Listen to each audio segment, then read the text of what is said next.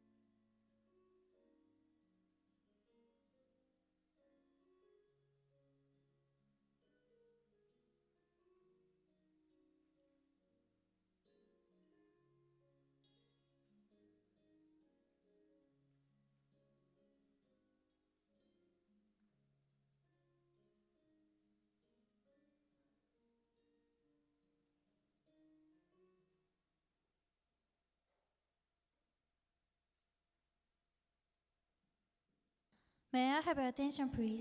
May I have your attention, please? The opening ceremony begins in a minute. Please be seated and wait for a while. まもなくオープニングセレモニーを開始いたします。ご来場の皆様はお静かにお待ちください。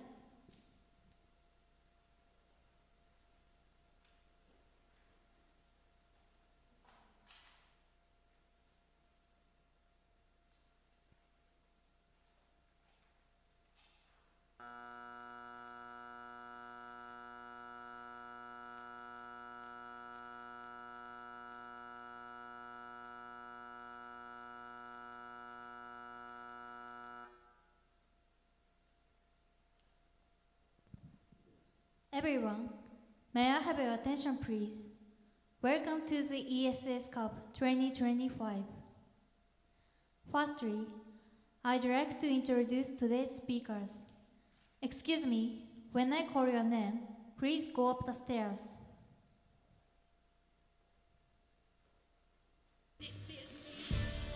The first speaker is Ms. Haruka Shiina.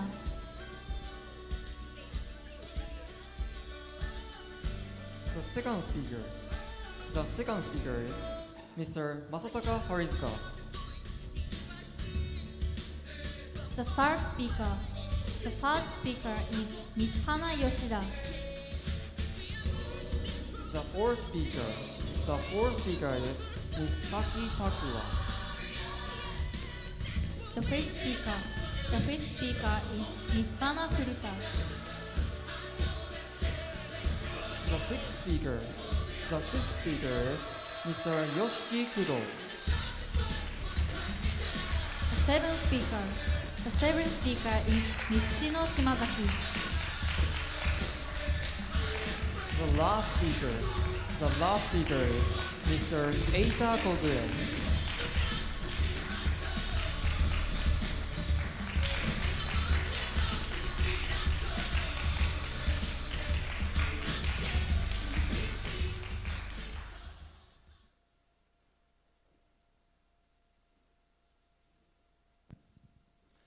Next, the distinguished judges of today's contest enter this hall.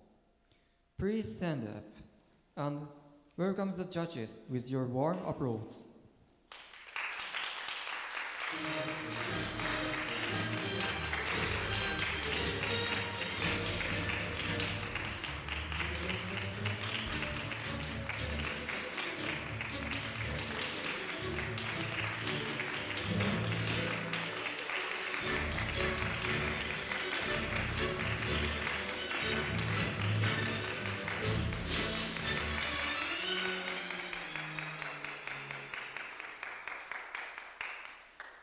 Please be seated.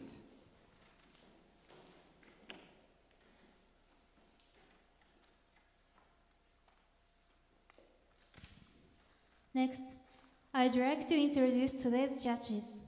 Excuse me, when I call your name, please stand up. Firstly, Mr. Haruka Yagyu.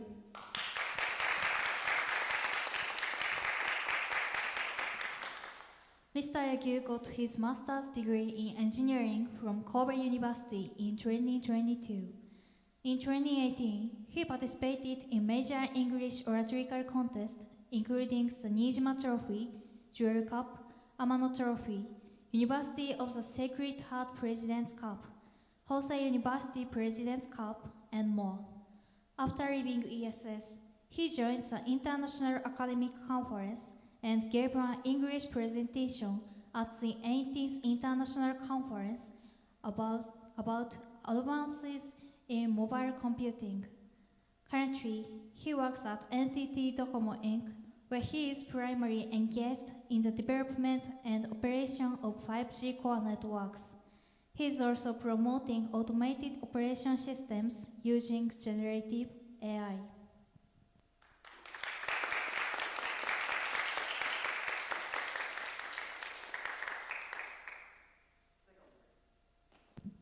Secondly, Ms. Lily Noriko.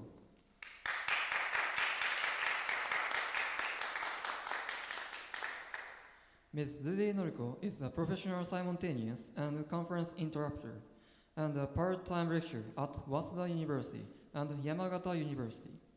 She began her career as a high school teacher in Miyagi Prefecture, where she taught for 6 years before transitioning to roles as a temporary worker and in-house translator.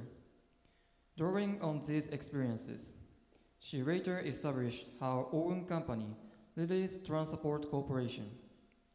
In addition to providing interpreting service primarily in the Tohoku and Kanto regions, she designed and delivered corporate training programs.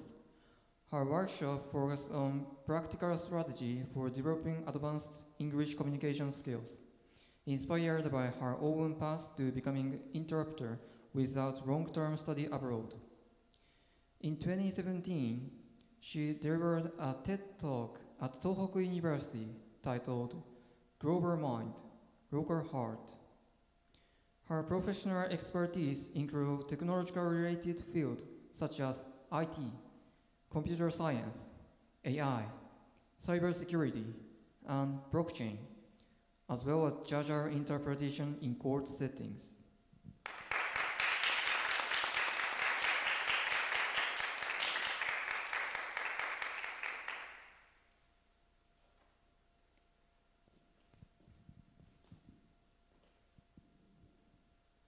Lastly, I'd like to introduce ourselves.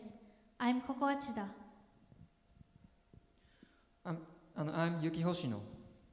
We are the chairperson of this contest.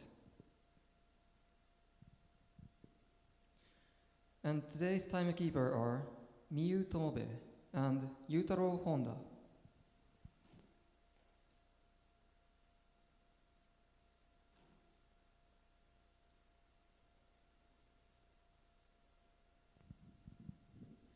Next, we have made a movie to introduce our 8 finalists, so please enjoy it now.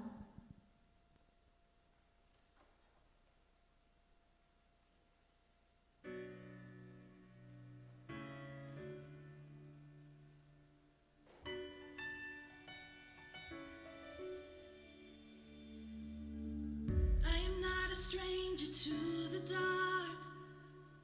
Hide away, they say, 'cause we don't want your broken parts.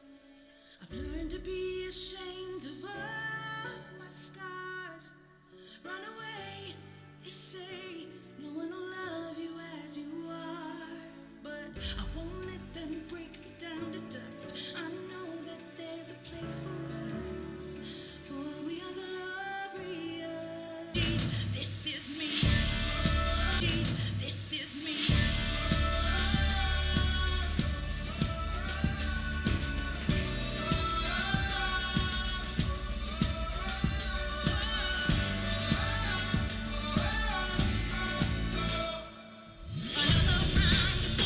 It's my skin. Well, fire away, 'cause today I won't let the shit in. We are bursting through the barricades, reaching for the sun. We are warriors. That's what we do. I won't let them break me down. I know that there's a place for us. Oh, we are glorious. And the sharpest light wanna cut me down. Gonna send the blood, gonna drown them out. I am brave, I am bruised, I am who I'm meant to be. This is me. Look at the tear I cut on, and the mountain of defeat I trod on. I'm not scared to be seen. I make no apologies. This is me.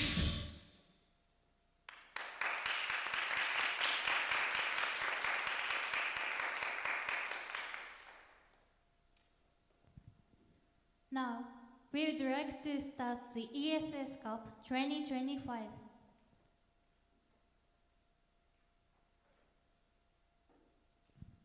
Next, Miss Ayame Sato, the Vice Executive Chairperson of this contest.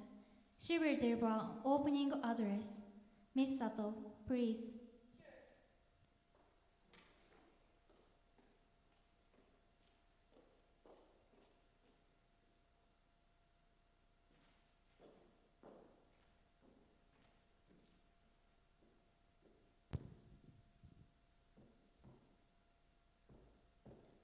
Thank you, Master of Ceremonies and distinguished judges and wonderful audience.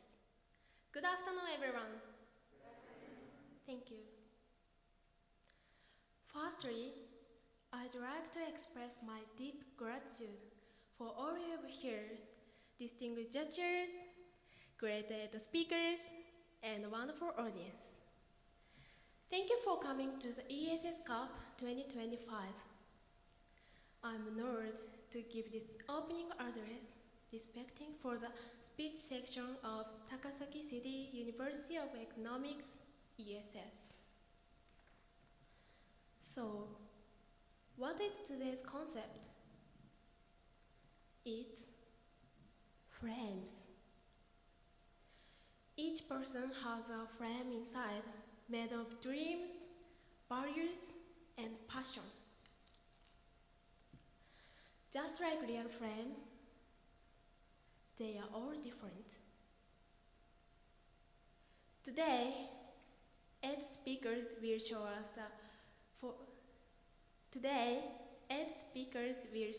their own unique frame. The other day, there was the elimination round for the ESS Cup, and 8 speakers were qualified for this contest.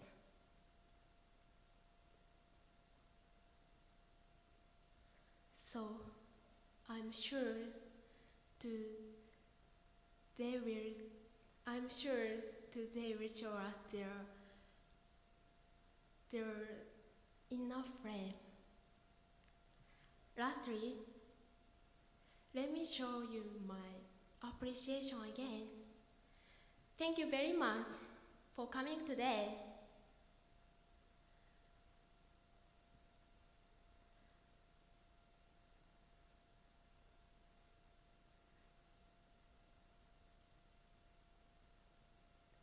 Who will eliminate our future the best. Thank you.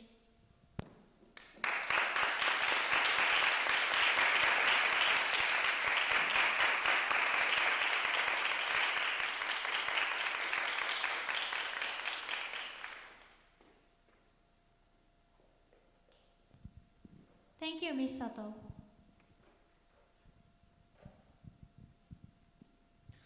Then, I'd like to explain rules for this contest. In this contest, every speaker has 8 minutes to deliver his or her speech. When 7.5 minutes have passed, the bell will ring once, like this. When 7:45 minutes have passed, the bell will ring twice, like this. At 8 minutes, if speech is not finished, we will stop his or her speech. After each speech, we have a question and answer session for 3 minutes.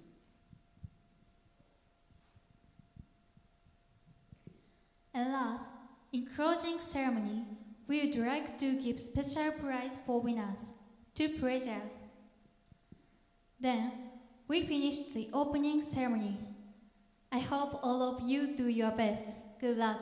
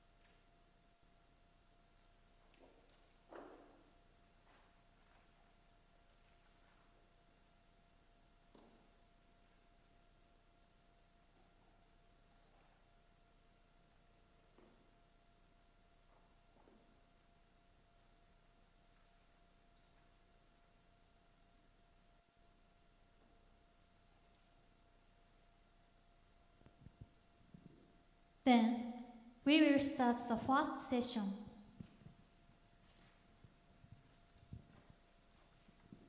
Let us welcome the first speaker.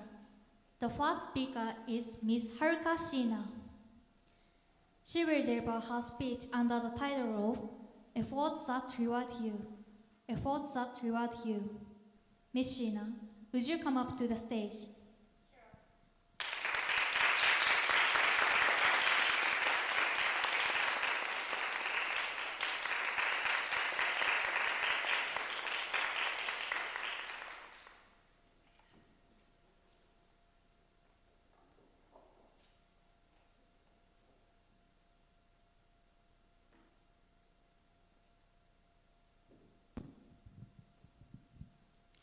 Thank you, Master of Ceremonies and distinguished judges. Good afternoon, everyone. Thank you.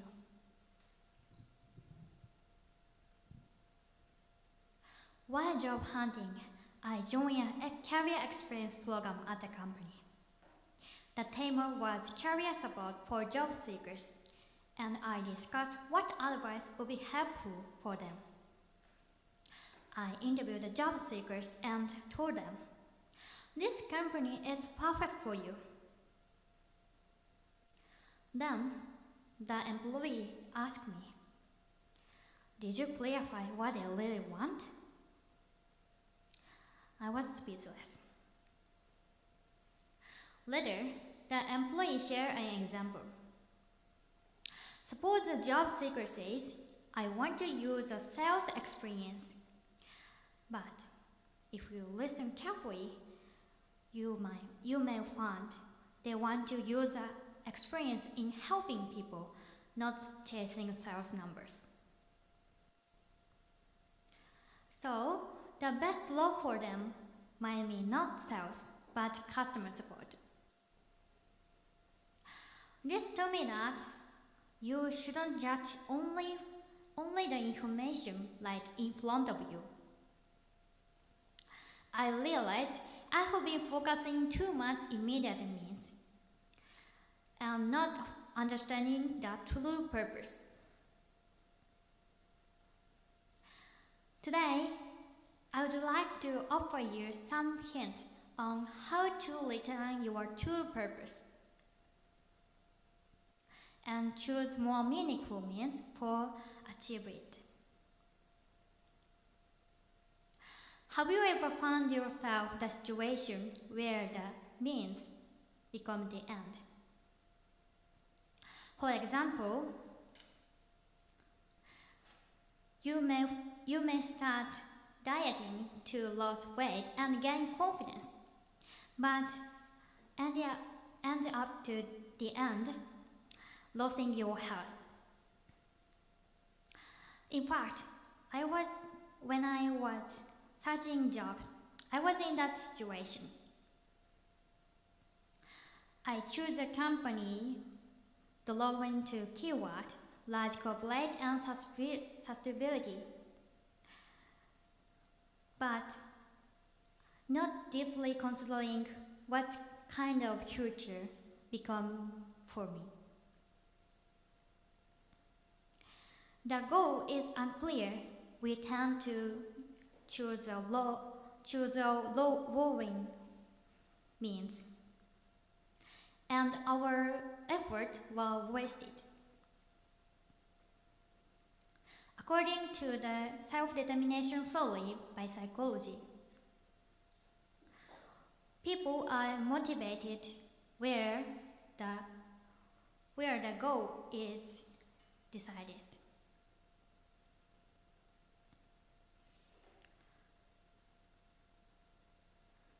On the other hand, goal is given or different from the original purpose. People are motivation is displaced and people are not achieve the goal.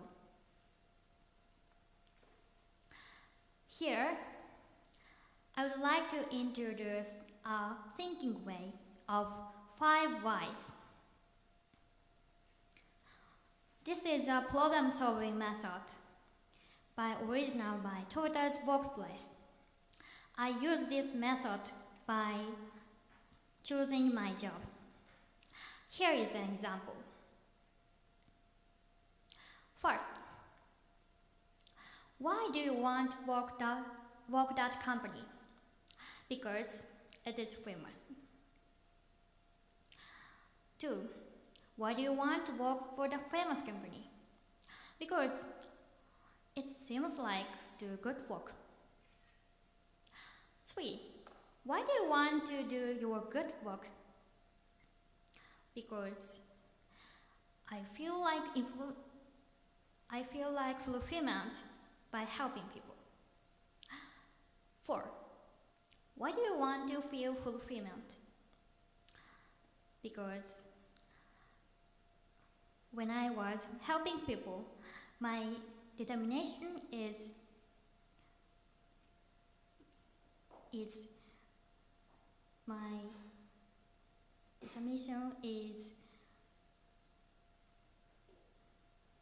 where appears. 5. Why do you feel like fulfillment?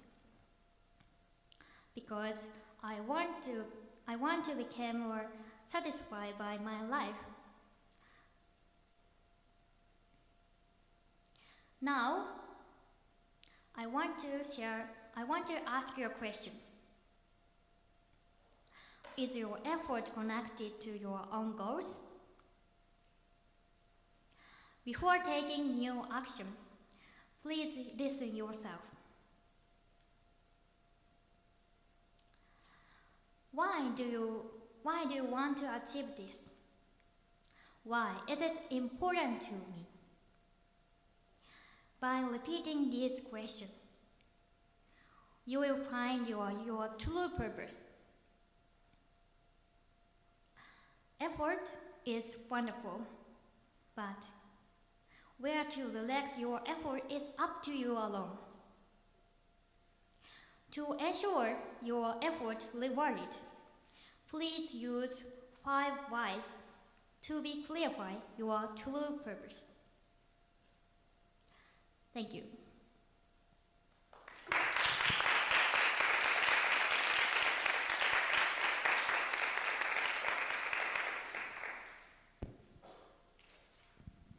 Thank you, Ms. Shina. Now, we will have question and answer session. Mr. Yagyu, please. Okay, Stina-san, how are you? I'm fine, thank you. Okay, thank you for a nice speech. In your speech, you said that during job hunting, maybe the means became your goal, maybe. And can you share another situation in your life when the means become the goal instead of their purpose? Can you share? Okay, for example, yes, now I'm doing English speech, but my first goal is perfect speech. It's my goal, but I really thinking the my really goal is to talk my feeling and to attractive people. So now I want to do speech for me and everyone. Yes. Okay, thank you. It's clear. Okay, you suggest using the 5 whys in your speech. Okay, this is very interesting solution. How did you find this method? Did you discover it yourself or another person? Did you learn it from someone? This method is by the career advisor teach me. Yes. All right. Yes, this 5 whys is really interesting solution, but I think this 5 whys is Toyota's method. So, and I think your originality seems like bit little weak, I think, your original point. So, I want to know, can you explain in detail your original point in this solution? I want to know. The original is when we should do. Then I think we should this 5 whys when my effort is not rewarding, and so that I think the timing is important. So my original time is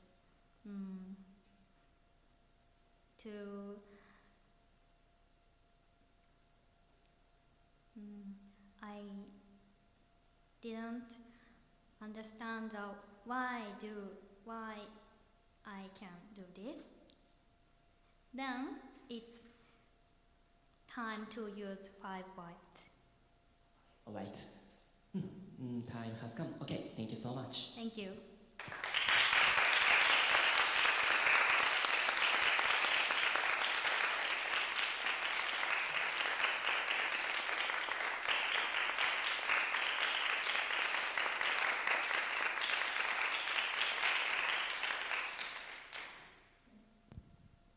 Thank you, Mr. Yakio and Ms. Shina. Now, we will have a judging time. Please wait until it's over.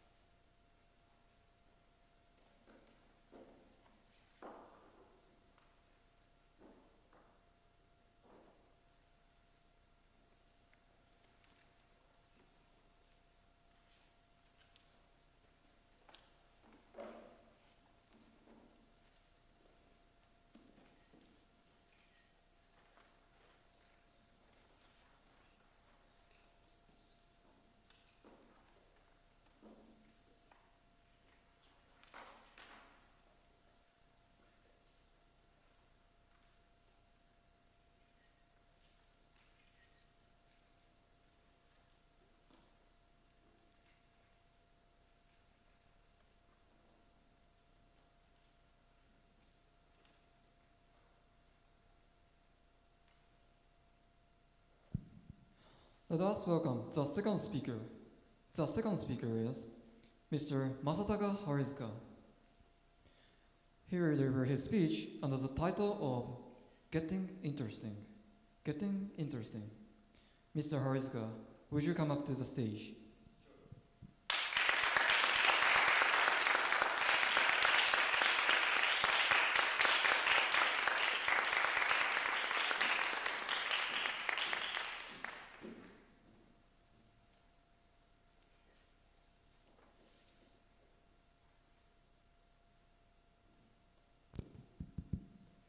Thank you, Master of Ceremonies and distinguished judges. Good afternoon, everyone. Thank you.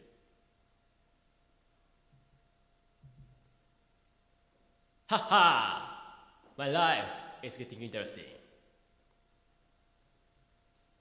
Whenever something in life makes me feel anxious or knocked down, another version of me shows up and shout this phrase.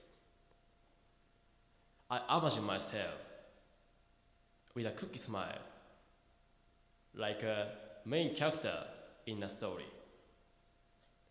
In the moment, I become my own hero.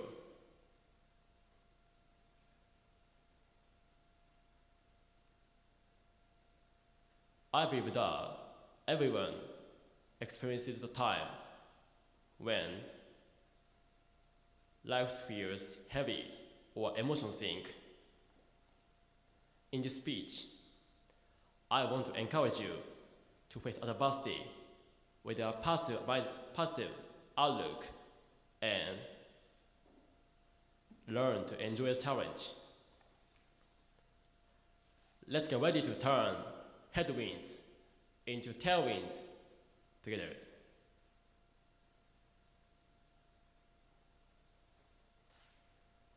When I was in high school, when I started high school, I began to feel a strange discomfort. In middle school, I had fulfilled relationships, but in high school, I started to feel the others can't was accepting me.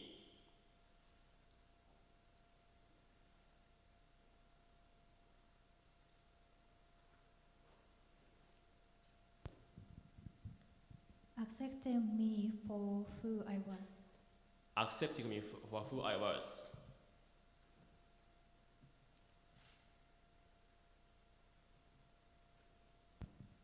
In middle school, In middle school,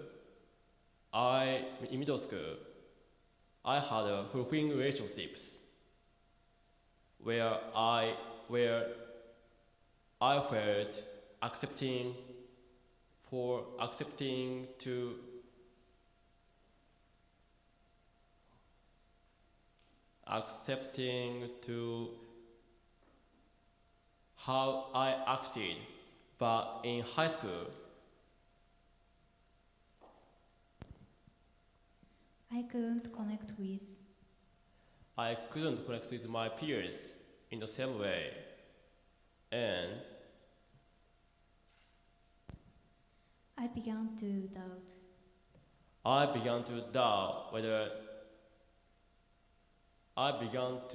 doubt. Whether my personality weren't accepted others. I want people to think. I want people to think I'm funny. I want them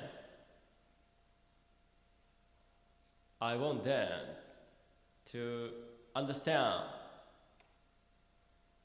me better.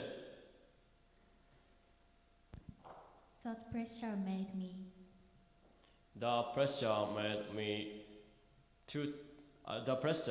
made me more talk too. Too much, and Too much, and I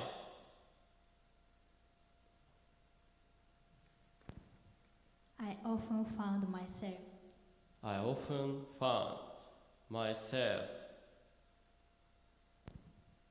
in our word interactions.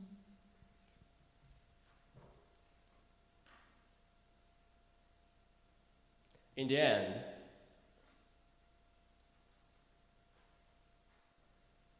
I believe that increasing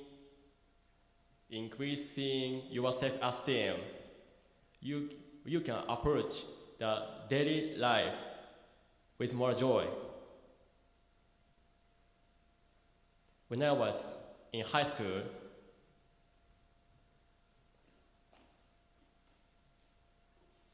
and struggling, recognizing my own worth,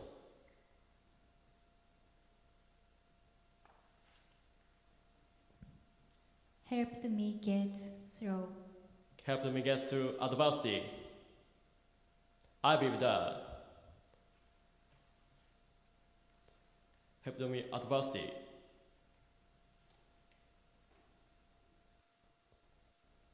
And one day, when something discouraging happens, I hope the voice in your head will say, haha, life is getting interesting. Thank you.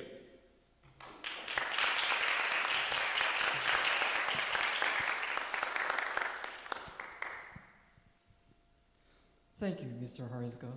Now, we will have a question and answer session. Ms. Lily, please. Hello, thank you very much for your very interesting and inspired speech. I really enjoyed it. So you introduced this, your original method to encourage yourself, which is really beautiful. And my first question is, how can other people or students build self-esteem if they feel shy about praising themselves out loud? So I believe you're not shy, so you can praise yourself, but how can other shy people encourage themselves? Do you have any advice?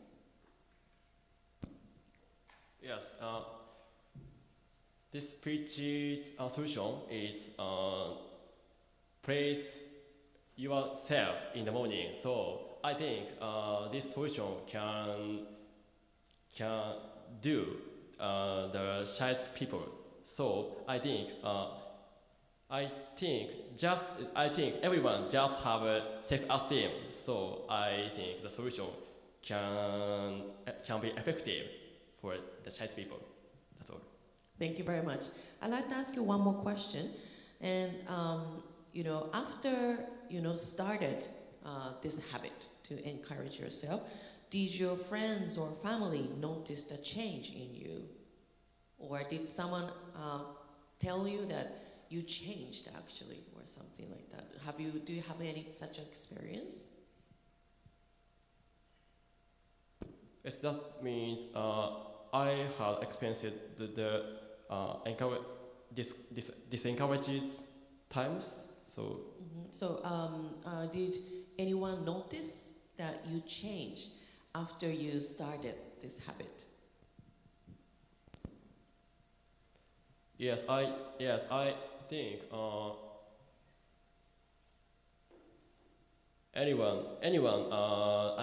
my family noticed my shift is in the family's conversation, and my movement changed. So I think my family noticed my shift. Yes. Okay, thank you very much. That's all for me. Thank you. Thank you.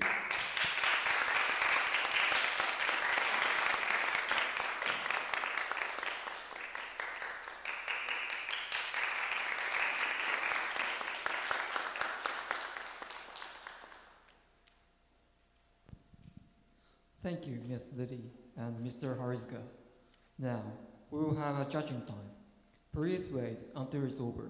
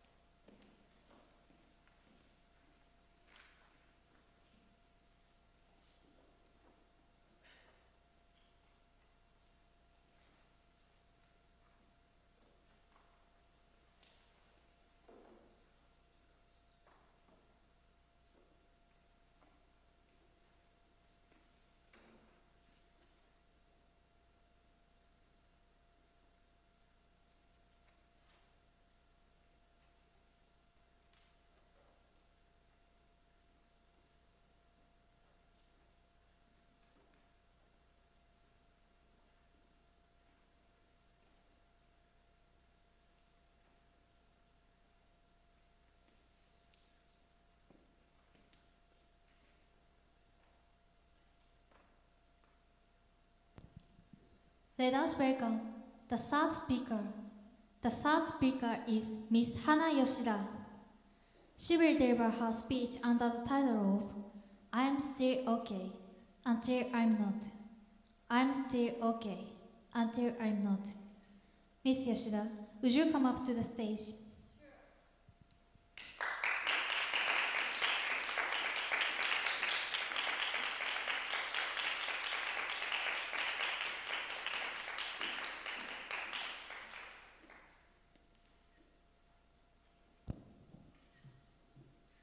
Thank you, Master of Ceremonies and distinguished judges. Good afternoon, everyone. Thank you. Grandpa, how many times have you hit the car? Just I was about laugh it off. Just a family joke. A shadow suddenly crossed my mind. What if someone had been hit? What if it had been an accident? I'm sure none of you want to imagine the loved ones involved in an accident. My grandfather continued driving after the age of 80. He had multiple minor accidents and his car ended up covered in dents. Our family persuaded him to return driver licenses, but he wouldn't listen. Eventually, though, our managed to him to return it. Today, I'd like to talk about what can we do to protect grandparents from traffic accidents. First, very few elderly people return their licenses. According to the survey from Metropolitan Police Department, about 4 to 5% of people who age 75 and older have returned their licenses. How about your grandparents? There are still many elderly people who continue driving. What happens when the rate of elderly people returning their driver's licenses high? The main issue is occurrence of traffic accident. The incidence of traffic accidents increased sharply after the age of 75. In fatal accident, the elderly people have the highest rate.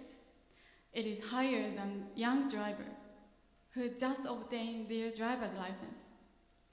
So why is the rate of that is low despite the high rate of accident? According to the data from Metropolitan Police Department, the top reason is I can still drive normally. The second is it is inconvenient for shopping and medical appointment. The third is it wouldn't be able to go out for hobbies and entertainment. Many elderly people feel I'm still okay, and he reluctant to decline their driving abilities.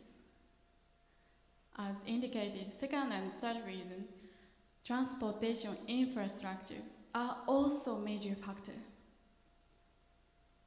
After even multiple minor accidents, my grandfather continued saying, I'm still okay. and he postponed returning their licenses. He worried that if he returned their license, it wouldn't be able to take the grandchildren go out by when I visited, or attend the gathering with his friend.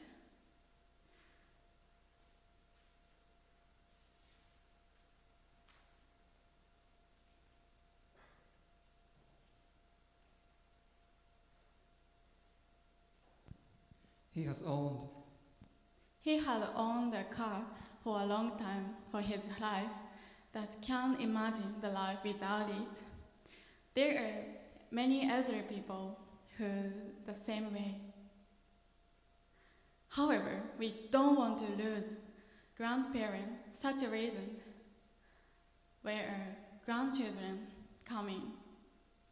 There are college students as a part of generation with grandparents. So we have proposal that only we can do. According to the data showing, the proposal from grandchildren is more likely accepted than from their children.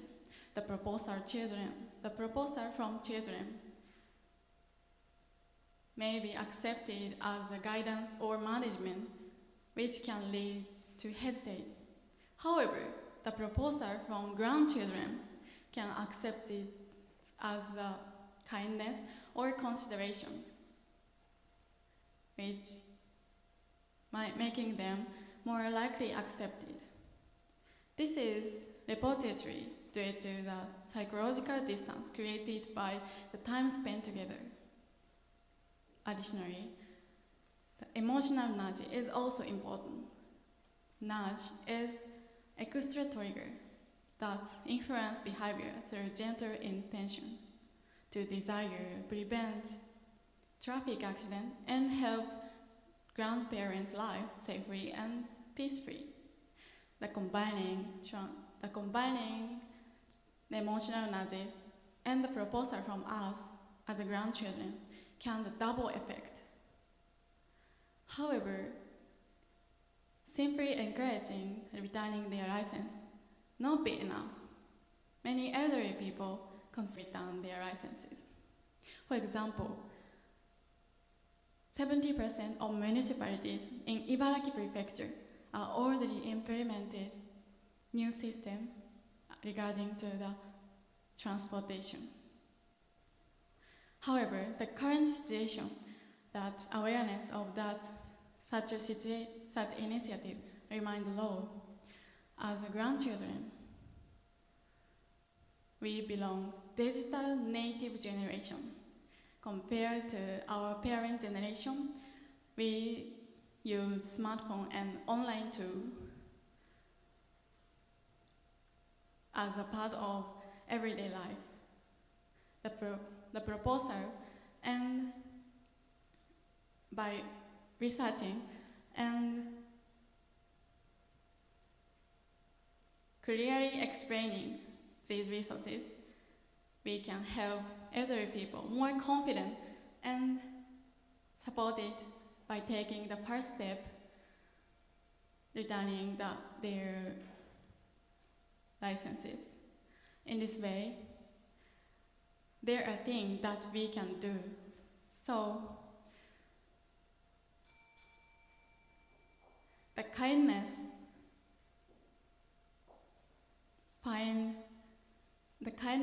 find its true meaning when it's turned into an action. Thank you.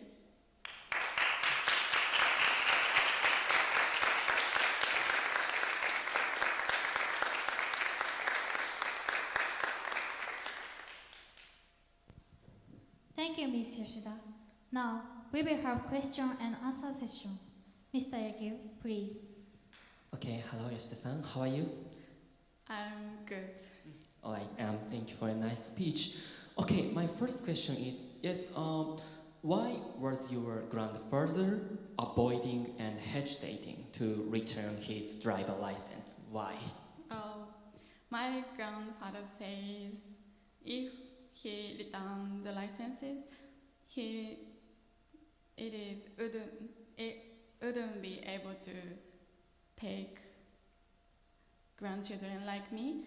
When we visited or attend gathering with his friends, it is difficult. Okay, I understood. And your solution, checking transportation system and explaining to grandparent is, I think it is really good solution.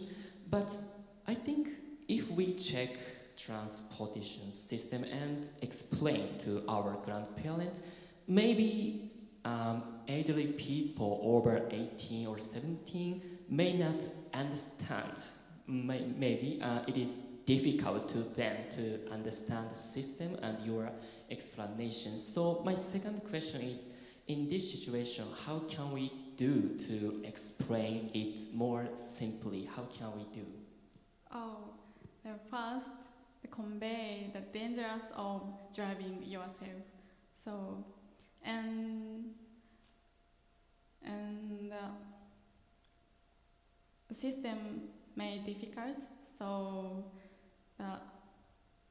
on the paper, we write the way first. Is that clearly explaining in paper is very good way for me. It's clear, thank you. Okay, here the last question. Okay, finally, imagine the situation. I tried your solution to my grandparents, but my grandparents say I want to keep driving. I would not return the license. So in this situation, how can I do to return the license of my grandparents? How can we do?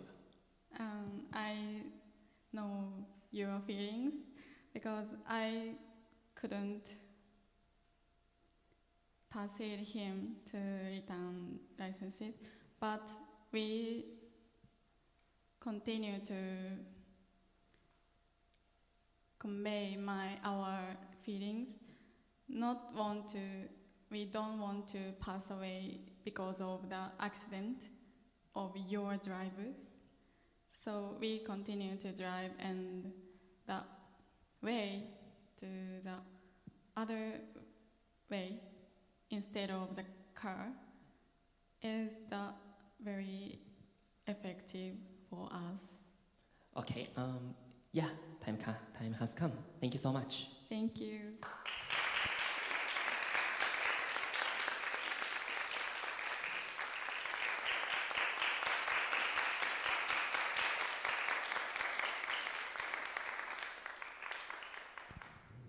Thank you, Mr. Yekio and Ms. Yoshida. Now, we will have a judging time. Please wait until it's over.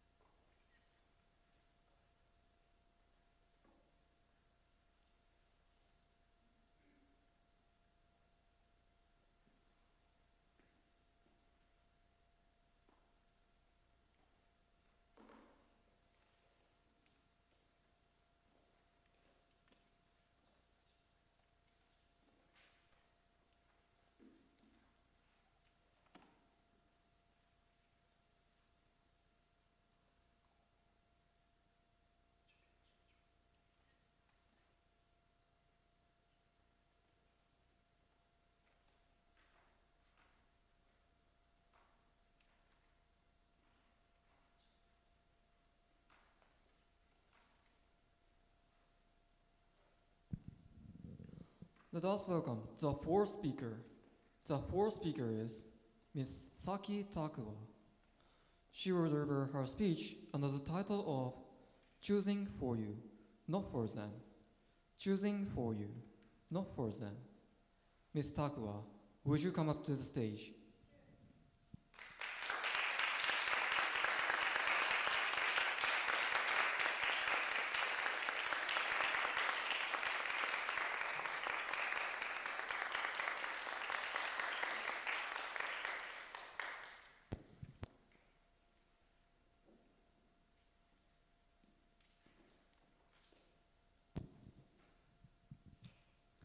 Thank you, Masters of Ceremonies and distinguished judges. Good afternoon, everyone. Thank you.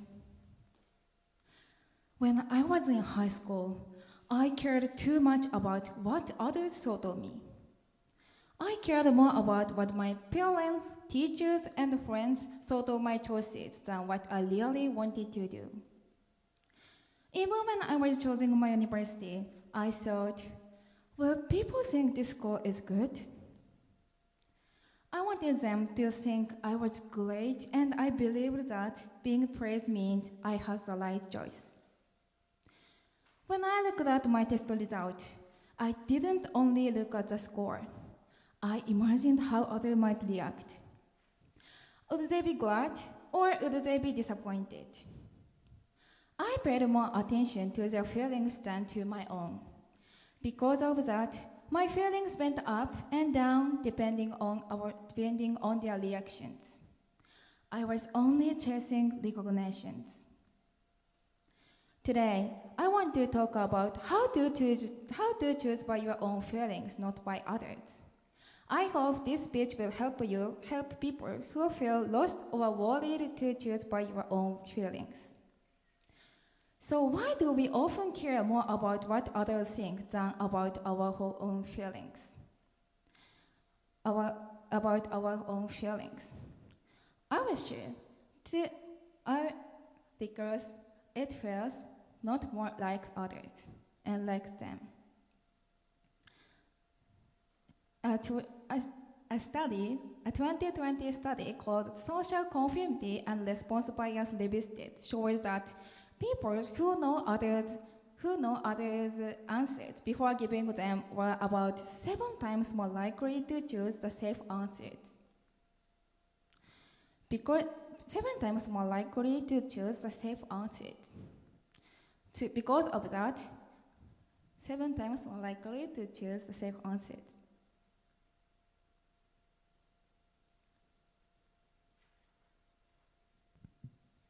In other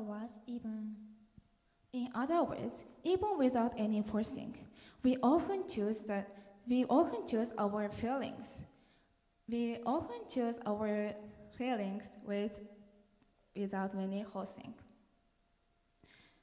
I was just likely that too. But one day, in a meeting about my future, my high school teacher said to me, "Isn't it what you really want to do is more important than where you go?" This moment was a big turning point for me. And I realized I had been choosing my path based on others' expectations, not my own wishes. Then I asked myself what I really want to do. I had no clear answer. So how can we stop being controlled by others' expectations? I will show you 2 simple ways that really helped me. The first way is to ask why for 3 times. When you want to make a choice, ask yourself, why do I want this? Then ask why again to the first answers, and one more time after that. For example, I want to go to this university.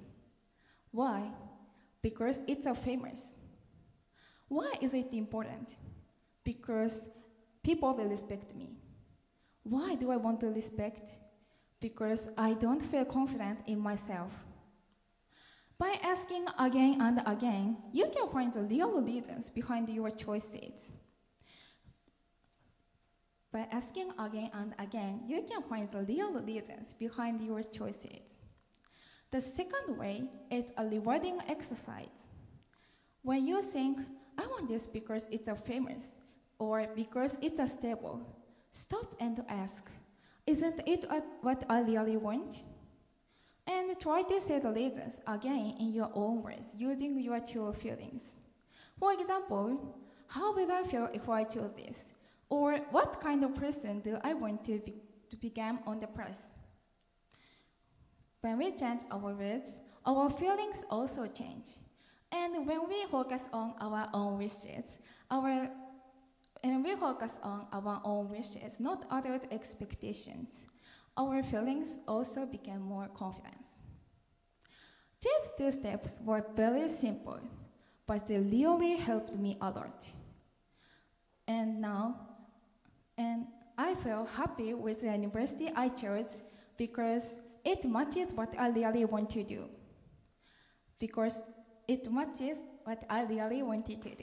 Every day feels meaningful because I am doing what I love. Now, listening to our own feelings also helpful in our life in job hunting. When I felt nervous, I asked myself, even I felt nervous, I could choose the press and company that matches our own values, not just what looked good on paper. Today, I talked about how to stop being controlled by others' expectations and follow your own feelings. Now, finally, let me end with a question for you. Is that choice really for you or someone else? If your answer is, for me, even just a little, that choice is worth following. Please be honest with yourself and try to say the reasons why do I want to become. I believe that will be the first step toward your feelings. Thank you.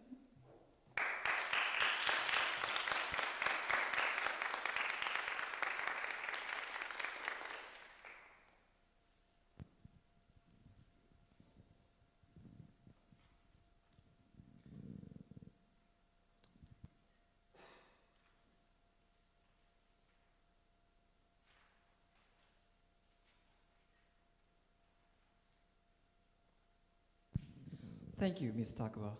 Now, we will have question and answer session. Ms. Lily, please.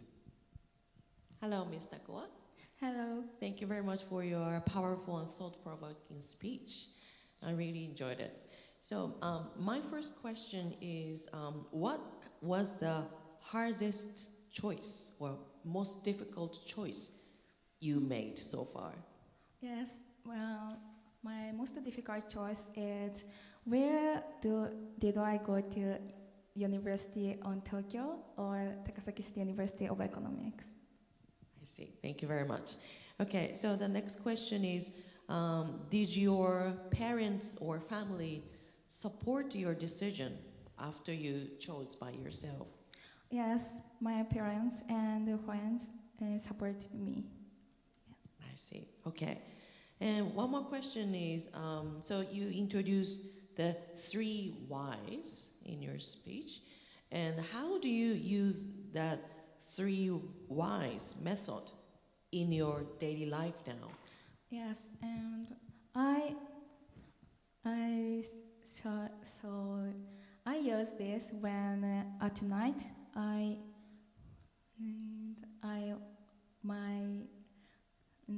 feelings and my job and write in my notebook, and then I use that 3 method. Okay, thank you so much. So let me ask you one more last question. So do you have any advice to some other people who are maybe too scared or afraid of going against their parents' wishes? Okay, and firstly, please be honest with themselves, and your parents are your very complete person, and try to say what you really feel. Yes. Okay, thank you very much. That's all for me. Thank you.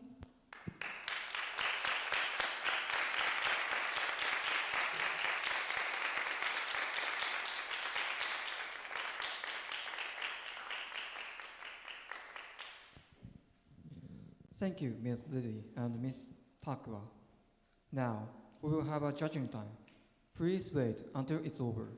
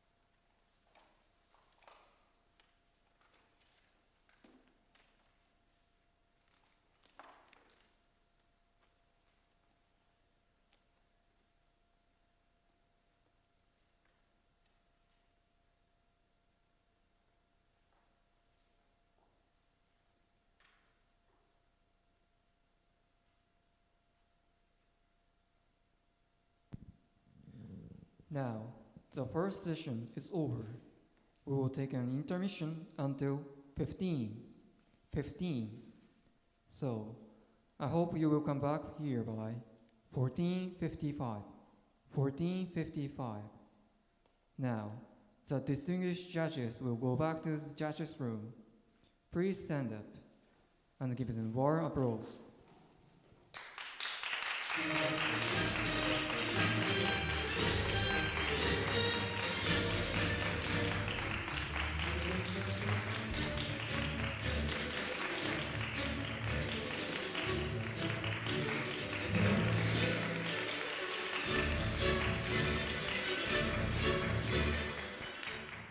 Please be seated.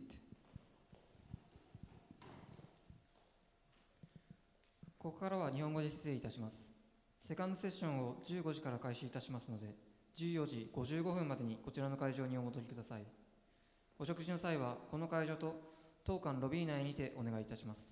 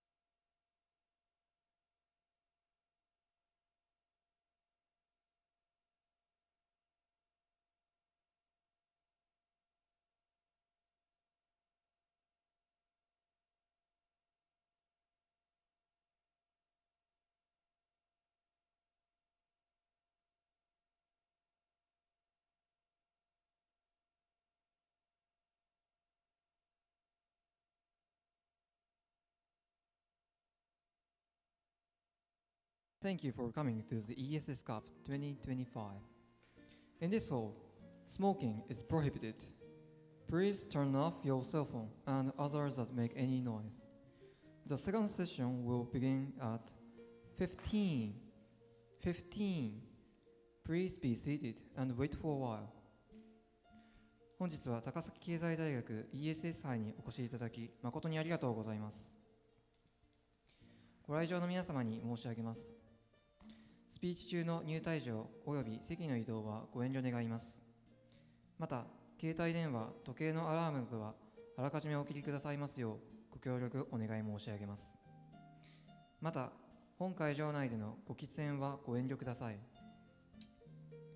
セカンドセッションを15時より開始いたしますので、会場の皆様はもうしばらくお待ちください。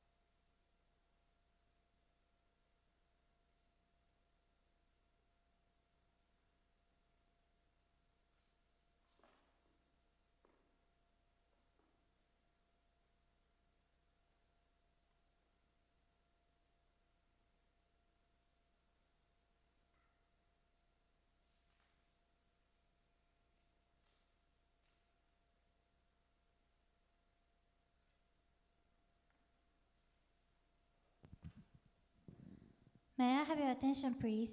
May I have your attention, please? The second session begins in a minute. Please be seated and wait for a while. まもなくセカンドセッションを開始いたします。ご来場の皆様はお静かにお待ちください。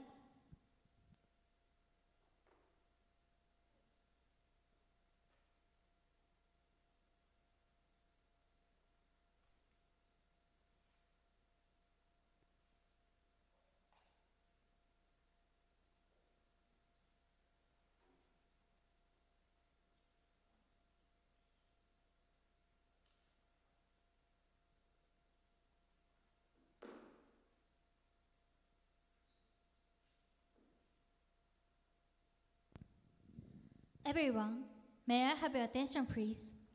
We would like to start the second session. Firstly, the distinguished judges enter this hall. Please stand up. and give them big hands.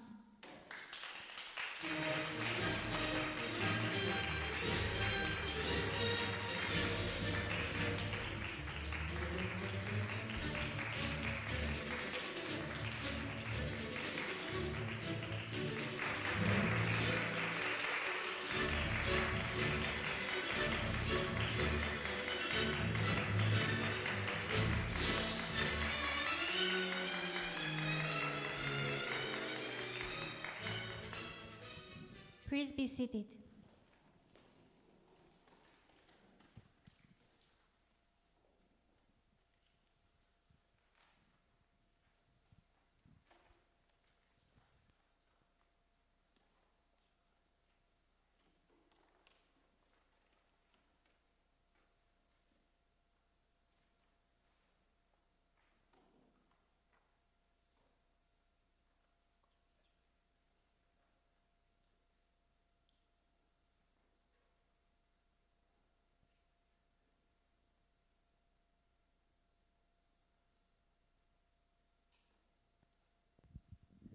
Now, we will start second session.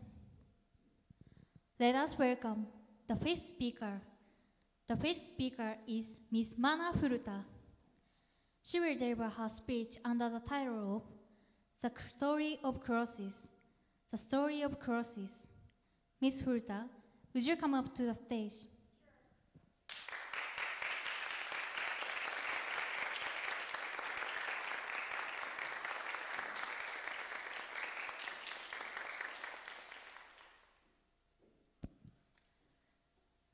Thank you, the Master of Ceremonies and distinguished judges. Good afternoon, everyone.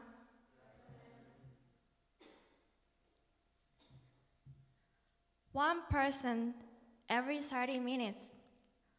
What comes to your mind when you hear this number? The number of people who die in traffic accident?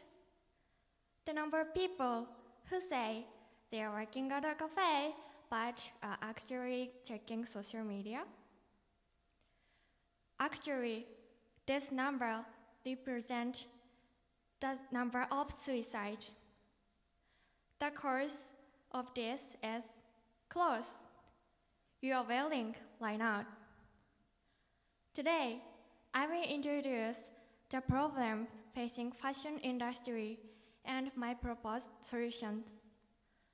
Through this speech, I hope to change your awareness of clothes and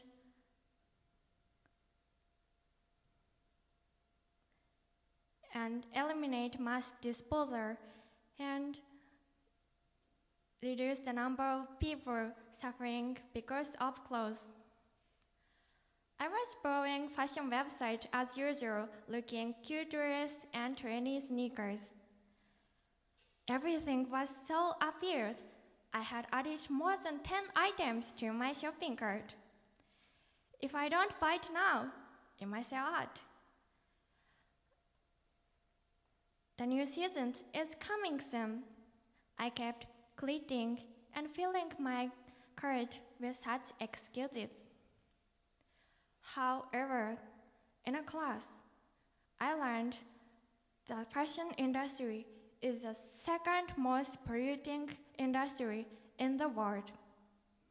At the moment, the clothes I love so much suddenly seems terrifying. There are many serious issues in fashion industry. First, regarding the environmental issues, as mentioned earlier, the fashion industry is considered the second most polluting industry in the world. For example, it takes 2,720 liters of water to manufacture a single t-shirt. This is equivalent to the amount of water a person drinks in 5 years. Similarly, it takes more than 10,000 liters of water to produce a cotton for a single pair of jeans. This is equivalent to the amount of water a person drinking water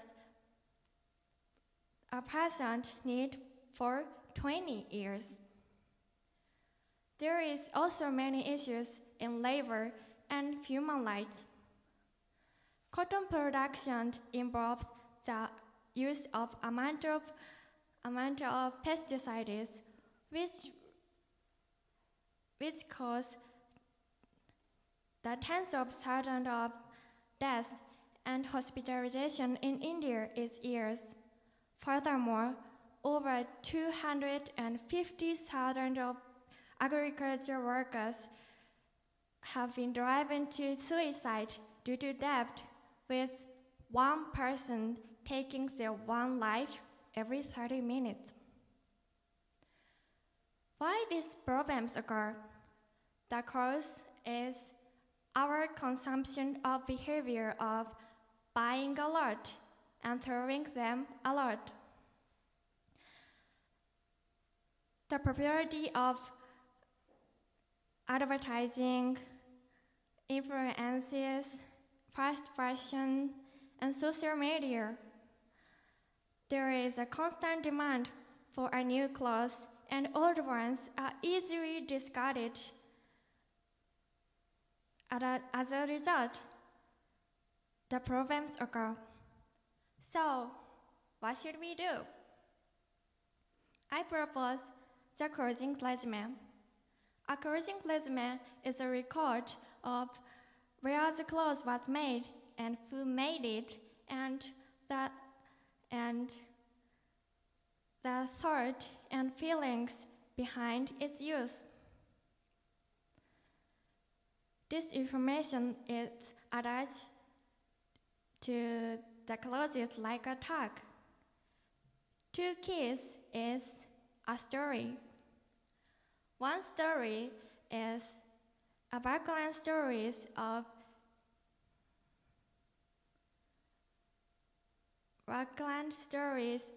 how the clothes was made. Brands that have been beloved for years in global scenes have their own philosophy or ideology. By understanding this, you can realize the clothes is not merely the product, but the crystallization of humans' work and pride. The second story is yourself and your clothes.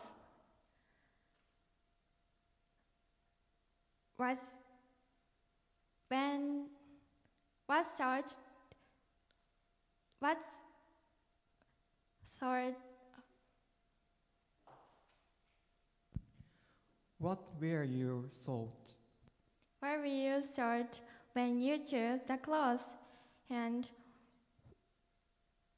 when did you wear them, and what memory did you make? There are three effects. First, the clothes become meaningful to wearer and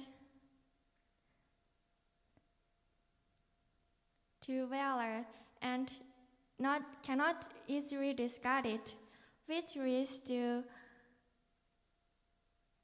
being cherished and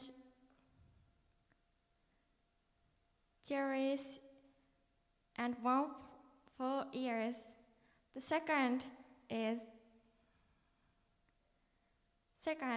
the clothes brings to memory and emotions.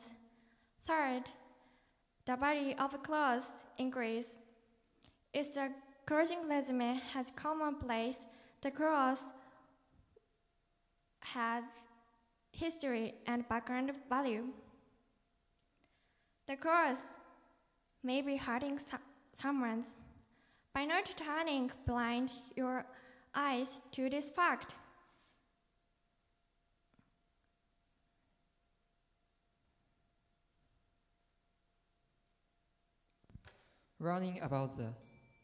Learning about the two stories and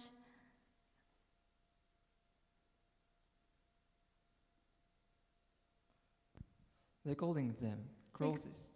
recording them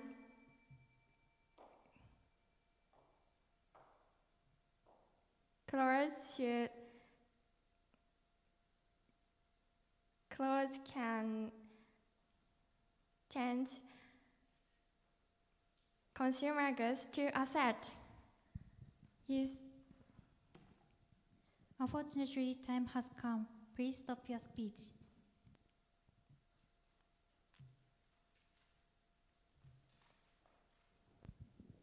Thank you, Ms. Furta. Now, we will have question and answer session. Mr. Egyu, please. Okay, Furuta-san, thank you so for your nice speech. How are you? I'm good, thank you. Okay, all right, thank you. Okay, your solution, clothing regimen, is really interesting. So, when did you do this your solution? Please tell me the current episode when you use this solution. First, when I purchased the clothes, and also for example, I wore them, and my presentation went well. So this clothes can give me confidence. So that things I write. Okay, all right, it's clear. So this solution is really interesting idea, I think, but also it is not easy to continue this solution. Maybe someone may forget when they buy the clothes, or someone may give up this solution. So how should we to keep this method every time? How can we keep? And I think just myself is difficult to keep, but share my friends or families and showing their own resume, there is fun for them, so they can keep writing resume, I think. Okay, all right.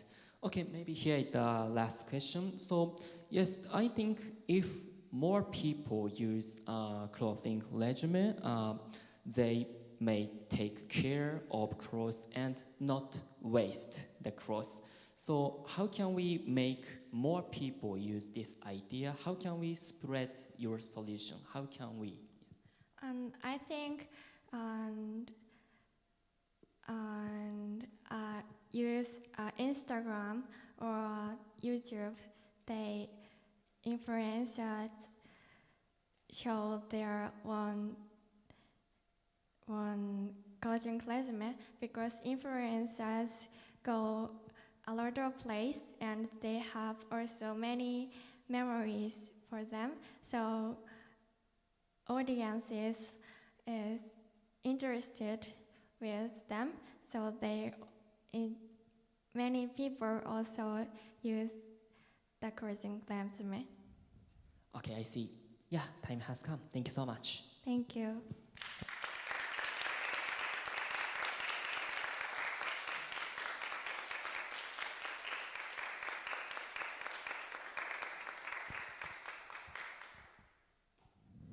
Thank you, Mr. Egyu and Ms. Furta.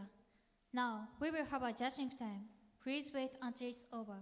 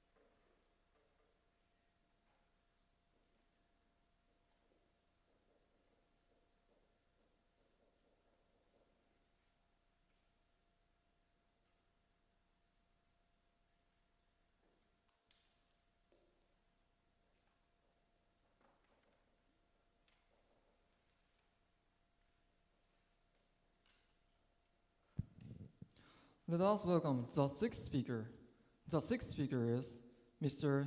Yoshiki Kudo. He will deliver his speech under the title of To Live by Choosing to Live. To Live by Choosing to Live. Mr. Kudo, would you come up to the stage?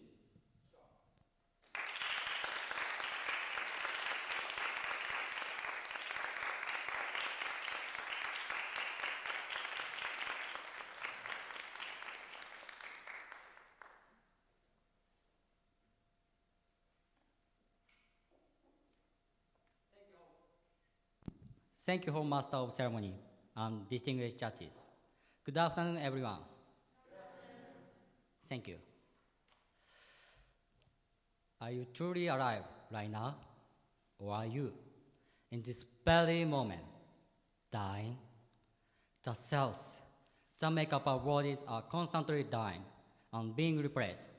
Our muscles in 10 years, our bones in 2 years, and our skin in only a month. In other words, even as I'm giving this speech, the earth of this moment is continuously dying. We might already be different people from we were 5 minutes ago. And our memories might be nothing more than pages written by a slightly earlier version of ourselves. Now, led by we have today. If that's true, just as we hope to leave something behind before we die, perhaps the me of today must leave something before I die for the me of tomorrow. How can we accomplish that? But sometimes we waste the very today. We push today's task to tomorrow. We tell ourselves it can wait, even when we know it shouldn't. We say we want to move forward, but often we choose to stand still. 6 years ago, as you all know, the world was struck by the coronavirus. We are suddenly confined to our homes, unable to meet anyone. As a junior high school student at the time, I was suddenly given a long break. I was part of the basketball team, but all practices were canceled. To be honest, I even felt a little lucky. I spent my days playing games and enjoying every kind of entertainment. My one-side muscles withered away. I was getting out of breath faster than ever before, but I wasn't really worried. I thought, everyone's in the same situation, so I kept enjoying that real extended break. After the lockdown caused by COVID, our practices were finally resumed. As expected, most of players had lost their sharpness. But among my teammates, there was one who stood out. His body had grown stronger, and his movement had become sharper, and in our final junior high school game, he was one wearing the uniform. That used to be mine. All I could do was watch him play from the bench. He spoke all the things he had done during the lockdown. I had almost nothing to say. He grew stronger, I grew weaker. He kept moving forward. I just standing still. He said it felt long. I said it went by quickly. And that's when I realized I wasn't alive during that time. I was dead. The world had kept moving, but I had been left behind. To stand still is to fall behind. But the past can be changed. If I want to change something, it has to be what comes next. So, how can we keep moving forward and leave something behind for tomorrow? Let me share with you 3 things I've been doing to keep moving forward. The first thing is to set checkpoints between us and our goals. When the goal is far in the future, like during the pandemic, in many plans are delayed, it's especially important to work backward and ask ourselves, what exactly needs to be done and by when? By breaking big goals into monthly and weekly milestones, we can clearly see whether we are falling behind or staying on track. This technique is known as the small step principle, and research has shown it is effective in helping people achieve long-term goals. The second thing is to act just a little above who we really are. In other words, to show off just a bit. Speak a little more clearly, walk a little more confidently, be just a little more impressive than we think we are. We may even say bold things about ourselves, and that's okay. As long as we don't want to be all talk, we'll have to back it up with action. Some people say showing off is bad, but I believe a little ego can push us forward. Pretending to be better than we are is one way we become better than we were. The third thing is to be the strictest person in our own life. These days, compliance rules are getting stricter, and society increasingly agrees that we shouldn't speak harshly to others. It makes life more comfortable in many ways, but it also means no one will seriously call us out, even when we are clearly off track. During the lockdown, I realized something important. When no one else was around to push me or keep me in check, I tended to become lazy. We grow by becoming aware of our own flaws and by fixing them. But if we can't expect that from others anymore, we have to do it at ourselves. We have to say things like, "That's not good enough. You are failing because of that choice." Throwing those tough words at ourselves, we can push ourselves to grow. We must keep moving forward each day. If we don't move forward, we are no different from our corpse, because a corpse doesn't move forward. And if we are moving backward, then even a corpse is better, because at least it doesn't move backward. We can breathe and keep our heart beating, and that's enough to stay alive. Whether we are truly live or not is up to us. The difference between merely being living or truly being human is whether we can leave something for tomorrow. It is effort that makes our soul beat, and it is the same effort that helps us beat the obstacles in our way to live. By choosing to live, you can choose to live merely as a living being or to live as a human. Thank you.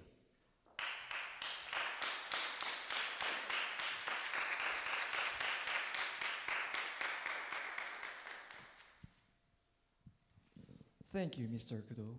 Now, we will have question and answer session. Ms. Lee, please. Hello, Mr. Kudo. Hello. Thank you very much for your really highly engaging speech. I'm very inspired. So my first question is, do you think your approach applies to everyone or only to certain people or personalities? Sorry, I can't catch up that question. Sure. Do you think your approach applies to everyone or it applies only to certain people, certain type of people?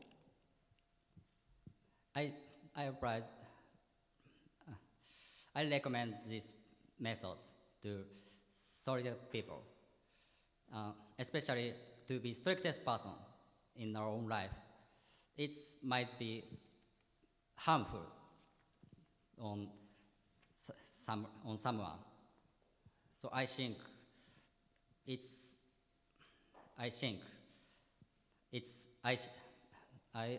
recommend that method. Sorry, people. Thank you very much. That's a very clear answer. And also another question is, how do you maintain motivation after setbacks or after some experiencing some difficult situations? For example, during COVID. So how do you maintain motivation?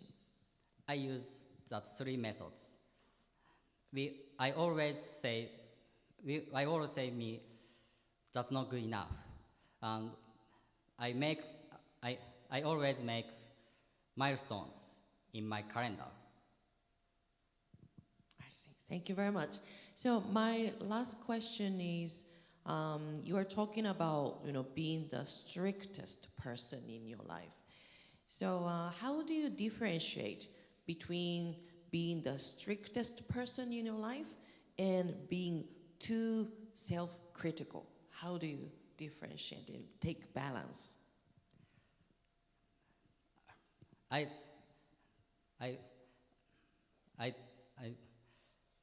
strict to me when I fail to make an effort. But if we hold something, however I made an effort, I don't strict to me. Okay, thank you very much for your answer. So that's all for me. Thank you. Thank you.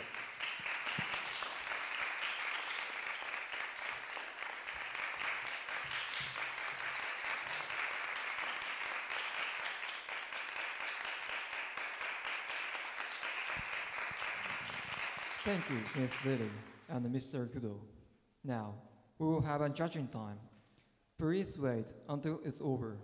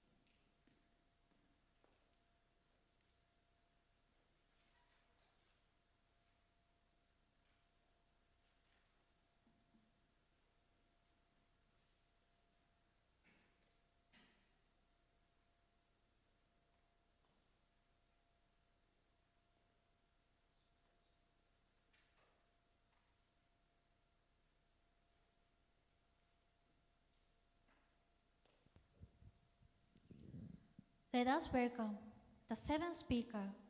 The seventh speaker is Miss Shino Shimazaki.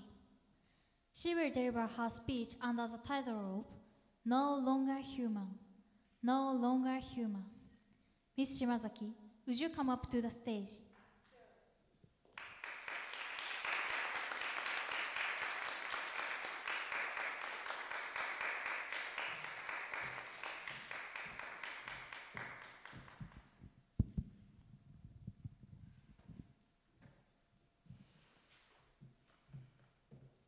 Thank you, Master of Ceremonies and distinguished judges. Good afternoon, everyone. Thank you. I was a clown. These are the words of main character in No Longer Human by Osamu Dazai. He was so afraid of others that he hid his true self behind the mask of funny clown. He lived his life trying not to stand out and annoy anyone. But after suppressing himself so long, he suddenly caught up blood. The mask eventually led him to feel he was no longer human. Once, I wore the same mask and followed the same path. You are amazing! You are always so cheerful and fun! My family, friends, and teachers always told me. These words have always encouraged me. And if I felt affirmed My efforts were right and wonderful. But little by little, these words became a pleasure. I started to think, unless I was praised, my effort and even my own worth mean nothing. I must not let anyone disrupt me. Otherwise, I am no longer human. How about you? Fashion, social media, tests, and school rankings. We always live close to the others' evaluations.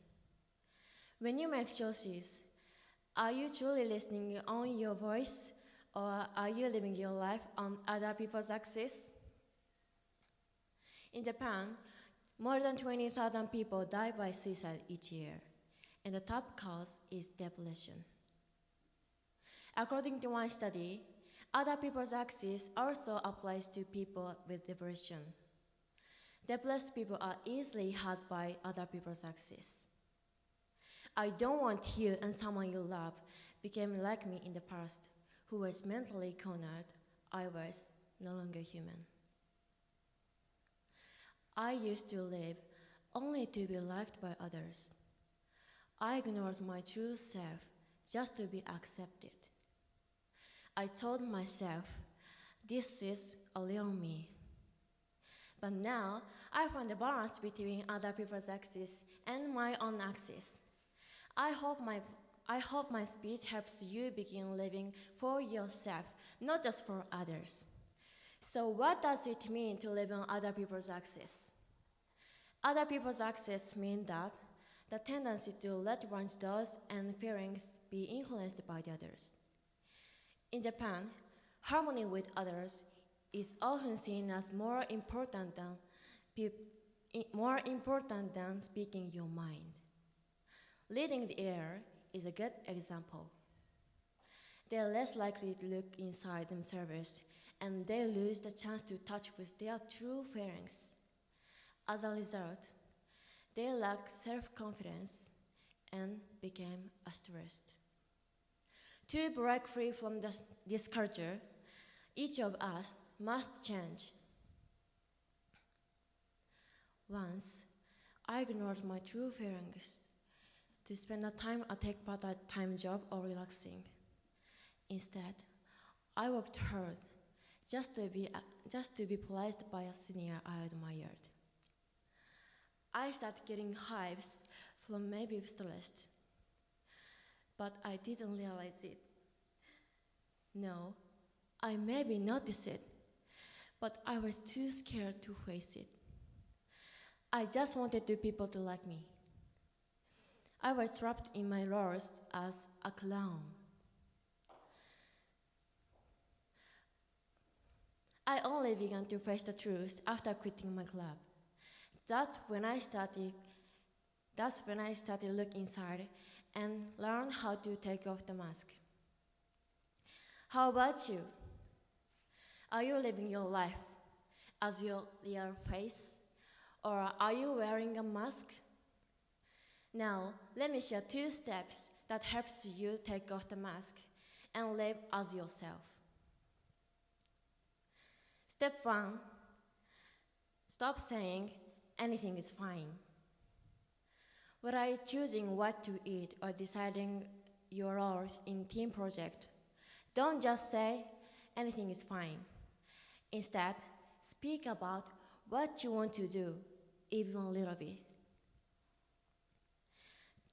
Listen truly your honest feelings, and the first step to doing what truly matters to you. Step 2, every night reflect on your actions.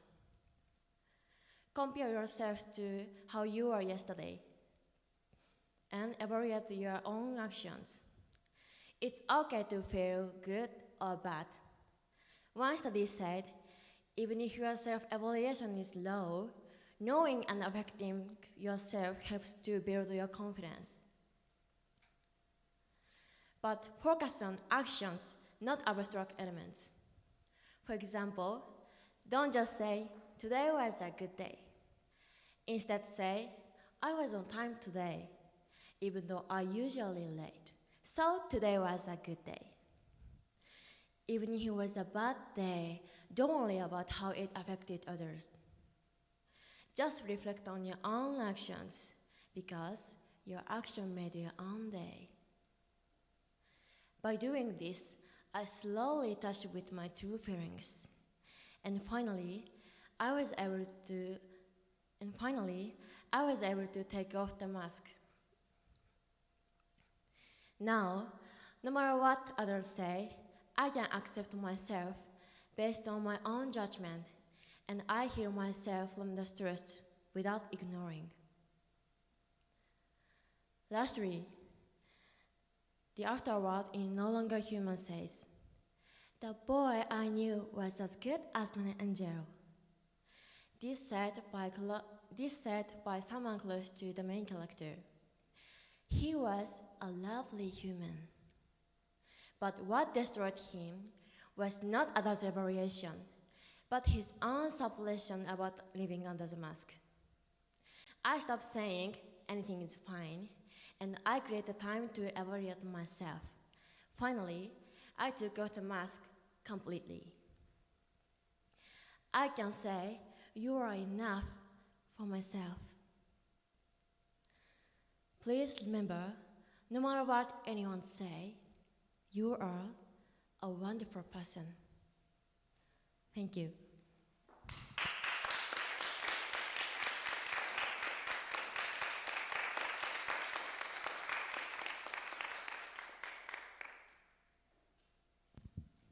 Thank you, Ms. Shimazaki. Now, we will have question and answer session. Mr. Yekyu, please. Okay, hello, Shimazaki-san. How are you?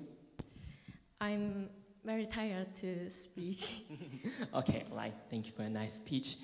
Okay, all right. You suggest your solution. Step 2, reflect on our actions. So maybe yesterday, you did this solution. So please tell me, what action did you reflect? Is it yesterday? Yes. Before I get in my bed, today was a good day because I woke up earlier than yesterday, and I practiced many times speech. So today was a good day and good night. Okay, all right, thank you. Okay, yes, your solution is, I think, really unique and maybe effective, but I think doing this solution every day is not easy. It may be difficult for someone to continue this solution. So how should we to continue to this your solution every day? I think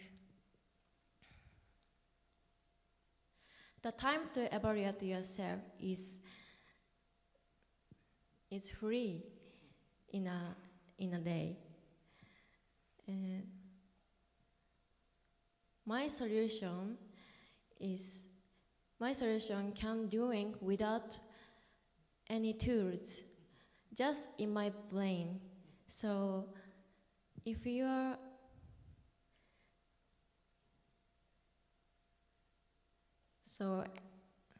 all the time you can reflect on your actions. Okay, thank you. Okay, here is my last question. Yes, even if you try your solution, society or parent sometimes push us to follow the rule or trend they push to follow. So how can we keep our real self and be ourselves?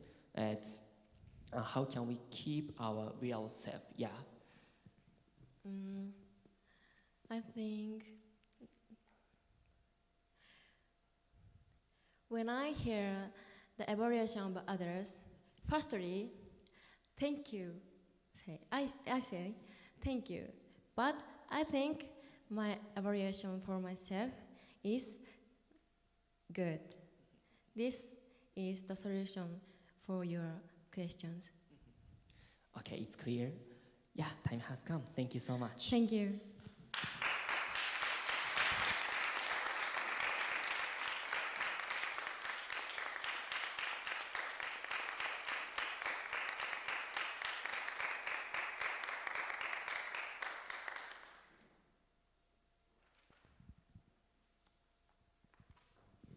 Thank you, Mr. Yagyu and Ms. Shimazaki. Now, we will have a judging time. Please wait until it's over.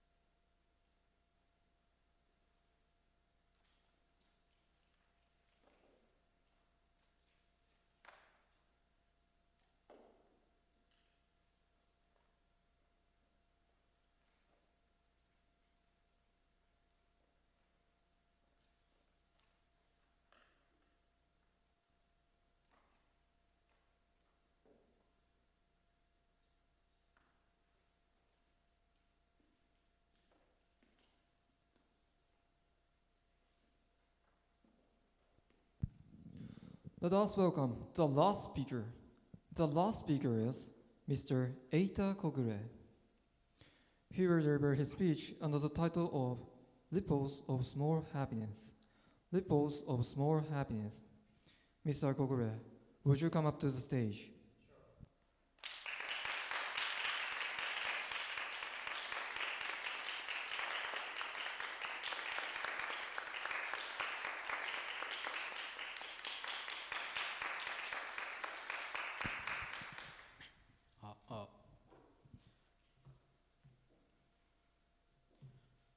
Thank you, the Master of Ceremonies and distinguished judges. Good afternoon, everyone. Thank you. Are you happy now? These are things that can make you happy just by doing it. Why don't you try it? Don't worry, this is not a religious solicitation. But let me ask you one more question. Are the people around you happy? Probably you've never thought about it. In modern society, everyone belongs to various communities and is busy with their activities. Caught up in busyness, we have no place to think about others' happiness and fail to notice even the small happiness in my daily life. Actually, we have the ability to become more cheerful and happier just by finding small happiness, which is not only to ourselves, but also to those around us. But we haven't realized it yet. So today, I'd like you to find happiness close at hand and make a society feel its happiness together. Club activity, parent job, schoolwork, and seminar. Various tasks in each community are always before us. When you think you are down, another obstacle appears. Of course, everyone is on their way, but sometimes we feel like we are the only one drawing in the work. Actually, I was in this isolated situation. I was buried in the mountain of obligations and felt kind of voided. Some of you may also feel stress from relationships. According to the Ministry of Health, Labor and Welfare, 54.2% of workers report experiencing the strong anxiety or stress related to their current work. So many people suffer from mental fatigue. Mental fatigue may seem minor at first glance, but if left untreated, it can cause serious effects, including depression. 7.6 trillion yen. This is the amount of economic loss caused by working with stress across Japan. Mental fatigue prevents us from performing at our best. As for me, I was too overwhelmed by busyness. My work progress slowed down. Overwhelmed by its work, I was so busy that I focused only on my tasks, which narrowed my perspective. As a result, I finally felt isolated. I failed to notice the connection with people around us and ended up feeling as if I was only one struggling. One day, on the train ride home, a small but meaningful moment occurred. "Please take my seat." A boy offered his seat to an elderly woman, and she expressed gratitude. What a kind boy! It was heartwarming.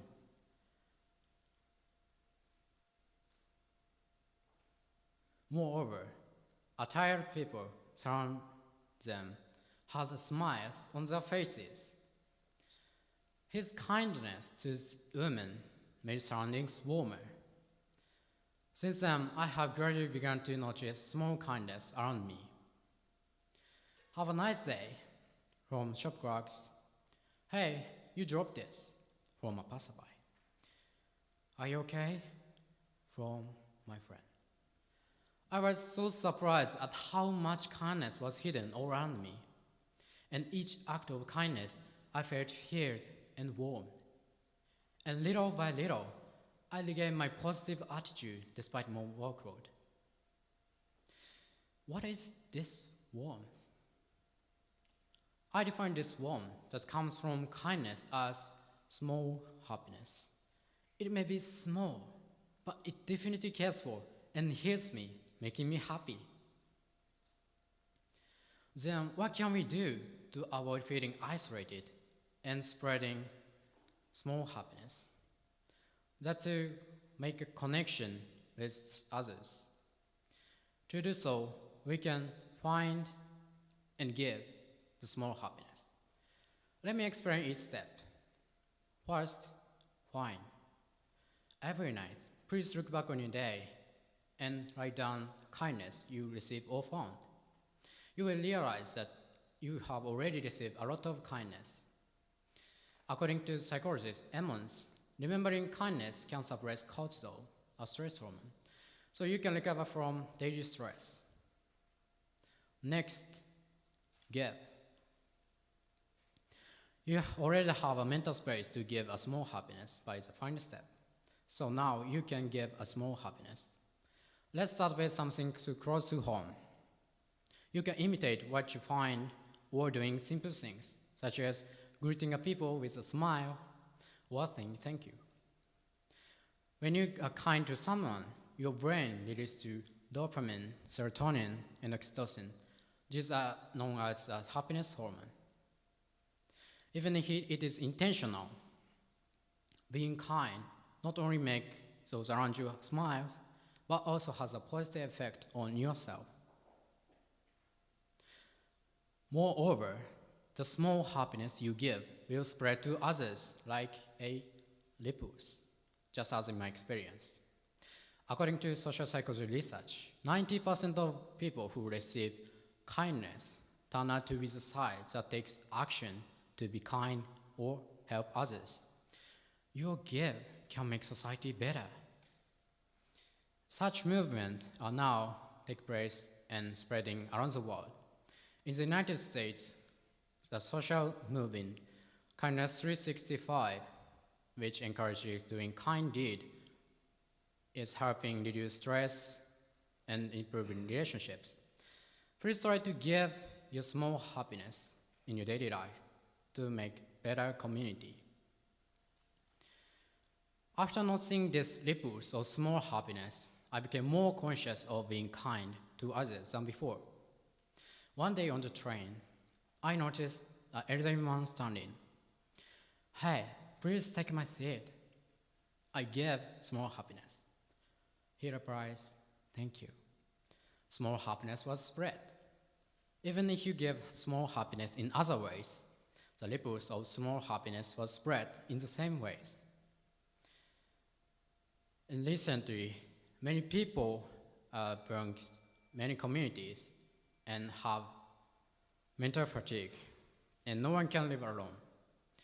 Just one action you take will help yourself and those who are around you. Please try to give and find small happiness. Let's spread the ripples of small happiness with no limit. Thank you.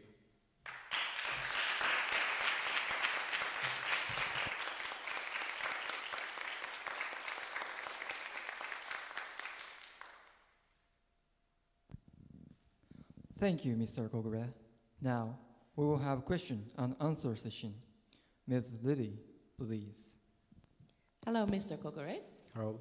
Thank you very much for your very encouraging speech. So my first question is, what are some examples of small happiness you recently found in your daily life? In your daily life, there's some kindness, such as actually in today on the way to here, while driving, I want to go on the road on my way, but it was busy street, but in front of the car gave me a way, so it was kind of a small happiness. And sometimes shop clerks, as I mentioned in the speech, saying thank you or have a nice day with eye contact, so then it was a small happiness. Thank you very much. And I'm also curious about your choice of the title. And you focus on ripples as a metaphor. And could I ask you, why did you decide to focus on ripples as a metaphor in your speech? Yes, these years, of course, in us, student, and also the people around us has in many community, and even if you only the one workplace, but we have to communicate with others, such as social, local community, and in other ways. So we have to connect. We have connection in every place. So, and why I choose this title is just by the too much workload feel us just lonely. But actually we have many connections, and in the daily life there are a lot of kindness, and it is that caused by the connection with others. So I choose this ripples and express the connection with others. Thank you very much. Let me ask you the last question. And how did this habit of finding and giving happiness change your life and relationships? And recently I was a member of the ESS and was working as a chief, and I received kindness from my senior, and I received and then give my juniors here. And so the community was more cheerful and more kindness, more kind consideration. And by doing so, we can more be activity and more ambitious to the speech. So it is the good way to be connect and knowing kindness. Okay, thank you very much. So that's all for me. Thank you. Thank you.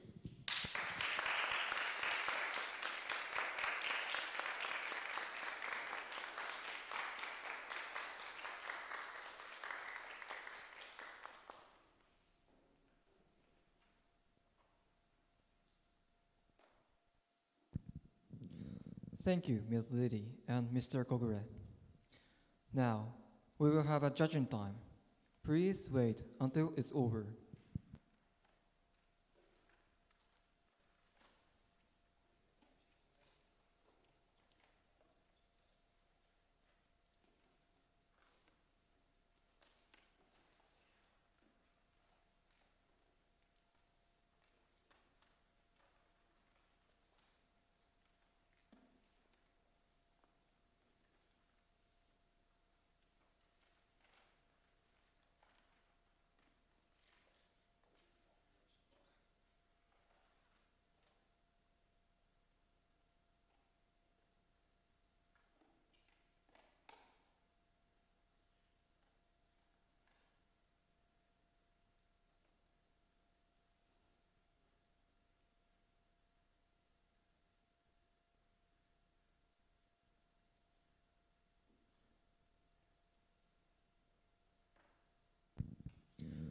Now, the second session is over.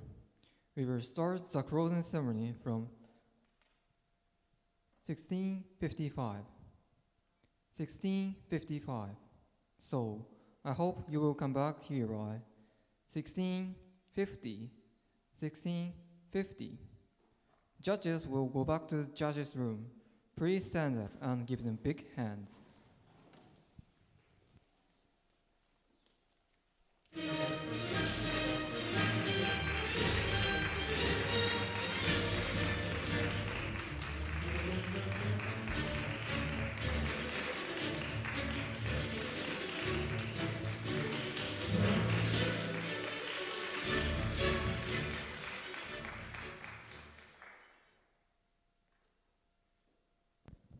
Please be seated.